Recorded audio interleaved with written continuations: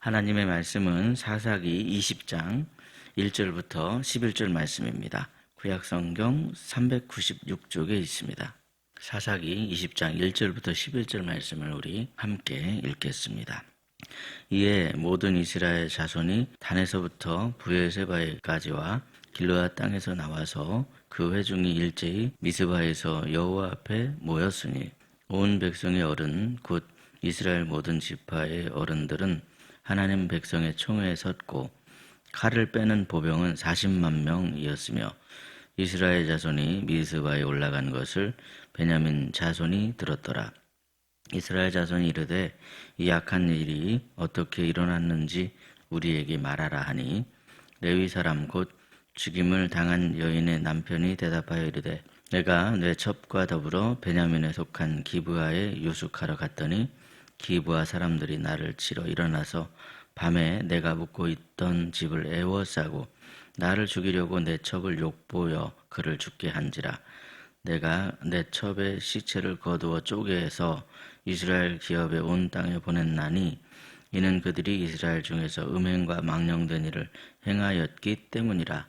이스라엘 자손들아 너희가 다 여기 있은즉 너희의 의견과 방책을 낼지니라 하니라. 모든 백성이 일제히 일어나 이르되 우리가 한 사람도 자기 장막으로 들어가지 말며 한 사람도 자기 집으로 들어가지 말고 우리가 이제 기브아 사람에게 이렇게 행하리니 곧 제비를 뽑아서 그들을 치되 우리가 이스라엘 모든 지파 중에서 100명에 10명, 1000명에 100명, 10,000명에 1000명을 뽑아 그 백성을 위하여 양식을 준비하고 그들에게 베냐민의 기브아에 가서 그 무리가 이스라엘 중에서 망령된 일을 행한 대로 징계하게 하리라 하니라. 이와 같이 이스라엘 모든 사람이 하나같이 합심하여 그 성읍을 치려고 모였더라. 아멘. 금요일 새벽에 사사기의 말씀으로 하루의 삶을 시작하시는 저와 여러분의 삶에 하나님의 은혜와 평강이 가득하시기를 간절히 소망합니다. 우리가 지금까지 살펴본 말씀처럼 이 사사시대는 한마디로 말해서 영적으로 어두워져 있었던 그런 시대입니다. 사사기에서 반복되고 있는 구절이 있죠. 사람마다 자기 소견에 옳은 대로 행하였더라. 이 한 문장이 이 시대의 특징을 제대로 보여주고 있습니다. 사람들은 하나님의 말씀을 소홀히 했습니다. 사사시대가 그렇게 될 수밖에 없었던 중요한 이유 가운데 하나는 바로 하나님께서 맡기신 사명의 그 말씀을 제대로 지키지 않고 있었던 레위인이 먹고 살기에 급급해서 그래서 레위인마저도 자기 소견에 옳은 대로 그렇게 살았다는 데 문제가 있더라는 것이죠. 그러다 보니 이스라엘이란 나라의 하나님의 기준 그것이 다 무너져 버리고 말았습니다. 공동체는 깨어졌고 신앙이 타협되는 일들이 일상 속에서 끊임없이 반복되고 있었습니다.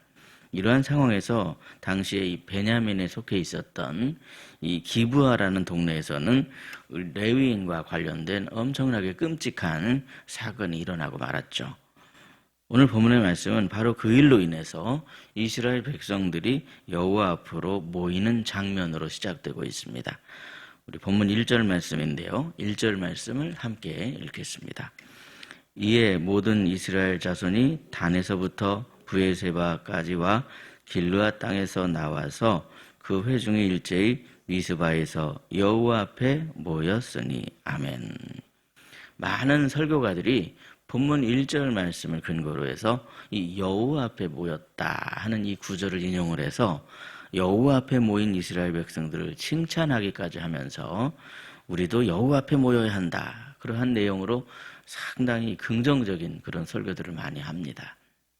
오늘 본문의 말씀은 겉으로 보기에는 이스라엘이 멋지게 하나가 된 그런 사건처럼 보입니다. 레위인의 말을 듣고 베냐민을 제외한 나머지 지파가 하나가 되었기 때문에 그렇죠. 본문 2절을 보시면 전체 보병의 숫자만 하더라도 40만 명이 되었다. 이렇게 지금 말씀하고 있죠. 그래서 엄청난 숫자가 모여서 마치 하나인 것처럼 정의를 외치고 있는 그런 모습입니다. 겉보기에는 상당히 멋져 보였겠죠? 그런데 여러분 한번 가만히 생각해 보시기 바랍니다. 과연 이 모임이 하나님이 기뻐하시는 그런 모임이었을까요? 이들이 뒤늦게라도 하나님 앞으로 모인 것은 물론 잘한 일이겠지만 어떤 공동체의 모임이 하나님이 기뻐하시는 그런 모임이 되기 위해서는 놓치지 말아야 될 것이 있다 하는 점을 우리는 본문의 말씀을 통해서 깨달을 수 있습니다. 과연 그것이 무엇이겠습니까? 첫째로 우리는 공동체를 자기 마음대로 움직이려고 자신은 잘못이 하나도 없고 상대방만 잘못이 있는 것처럼 사실을 왜곡하면 안 됩니다. 본문 3절을 보시면요. 미스바에 모인 이스라엘 자손이 각 지파에게 자기 첩의 시체를 보낸 레위인에게 이것이 어떻게 된 일이냐, 이 자초지종을 이렇게 묻고 있는 그런 말씀이 있는데, 물론 레위인은 기브아에서 악당들에게 크게 봉변을 당한 당사자였습니다. 피해자였죠. 그런데 동시에 그는 자신의 첩을 끝까지 지켜줘야만 했었던 책임자이기도 했습니다. 레위는 자신의 첩을 지켜주려고 스스로에 대해서 전혀 희생하려고 하는 그런 모습이 없었습니다.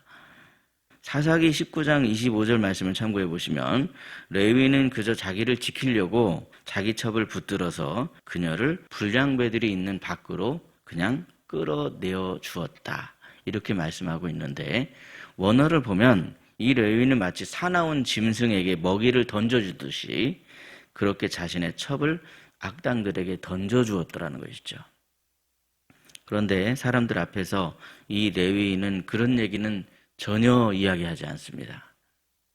게다가 이 레위인은 자신의 첩에게 어찌나 무심한 사람이었던지 다음날 아침에 문을 열어보았더니 자신의 첩이 문 앞에 엎드려져 죽어있던 것을 제대로 알아보지도 못한 채 그 첩에게 한다는 소리가 일어나라 우리가 떠나가자 이렇게 말했다고 기록해 놓고 있습니다. 아니 인간으로서 어떻게 이렇게 무심할 수가 있단 말입니까?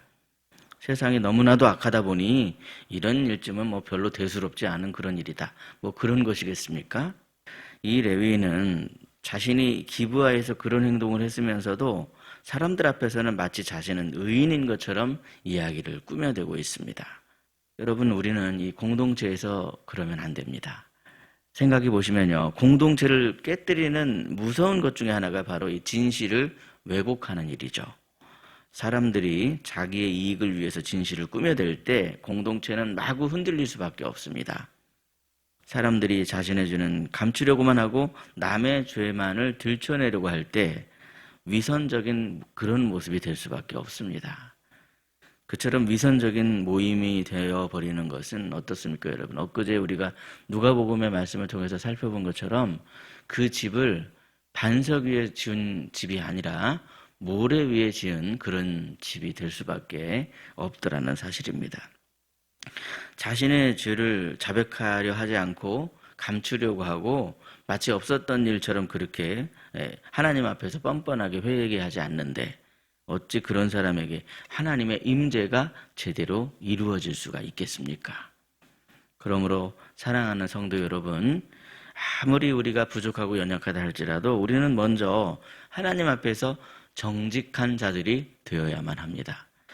우리 하나님은 만일 우리가 우리 죄를 자백하고 회개하면 미쁘시고 의로우사 우리를 용서하시고 우리를 모든 불의에서 깨끗하게 해주시는 사랑의 하나님이시기 때문에 그렇습니다. 그러므로 오늘 말씀을 통해서 그 사실을 깨닫고 하나님과 사람 앞에서 정직하심으로 말미암아 하나님이 원하시고 기뻐하시는 그러한 공동체를 이루어가는 저와 여러분이 되시기를 주님의 이름으로 축복합니다. 둘째로 정의를 위해 연합하는 것 참 중요한 일이지만 우리는 매 순간 하나님의 공의를 잊지 말아야 됩니다. 안 그러면 그 정의가 완전히 인간적인 그런 잘못된 정의가 될 수 있기 때문에 그렇죠. 오늘 말씀의 이스라엘은 레위인을 계기로 해서 하나로 연합했습니다. 이러한 연합은 이스라엘 역사상에도 그 유래를 찾아보기가 매우 힘든 아주 보기 드문 엄청난 연합이었습니다.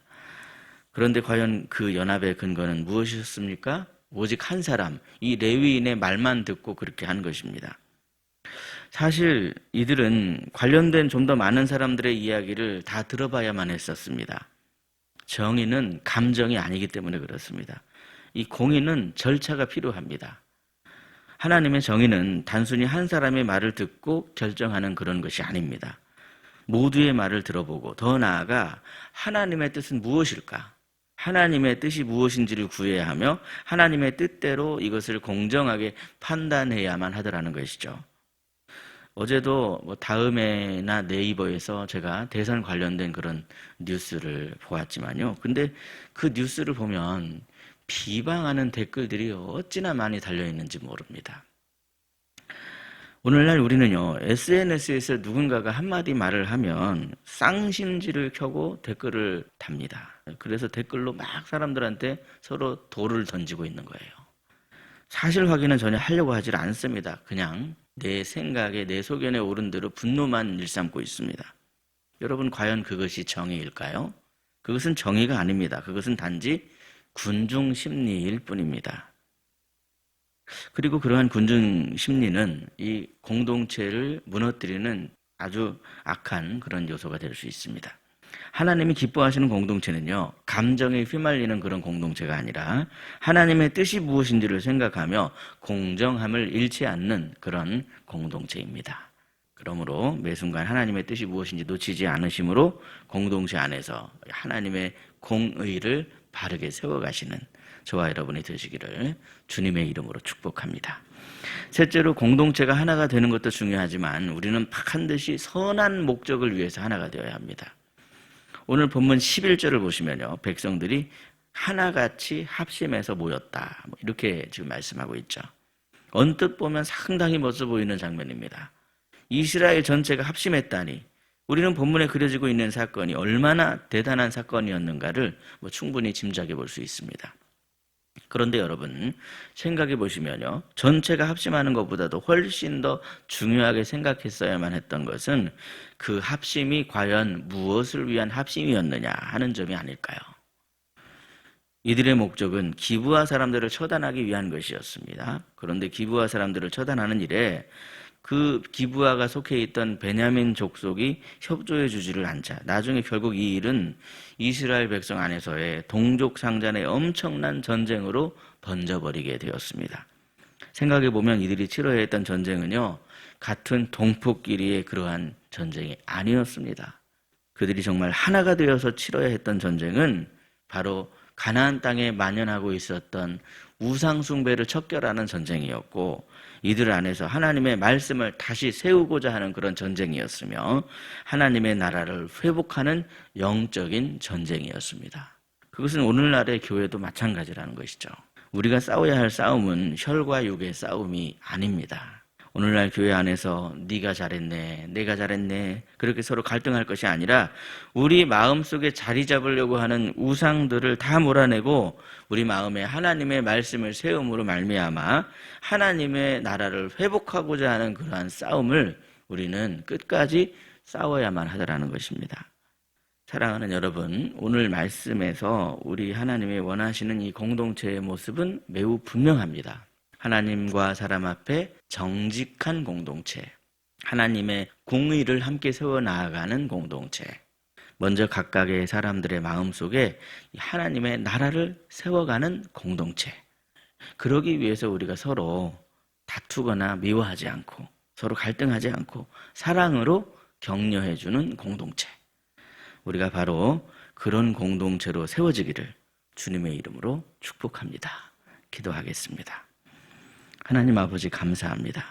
오늘도 사사기의 말씀을 통해서 하나님이 원하시고 기뻐하시는 공동체는 어떤 모습인가 하는 것을 깨우쳐 주시니 참으로 감사합니다. 먼저 하나님 앞에 바르고 정직한 성도가 될 수 있도록 저희들의 마음과 생각을 지켜 주옵소서. 함부로 판단하려 하지 않고 하나님의 뜻을 이루기 위해 힘쓰는 저희들이 되게 하여 주시옵소서.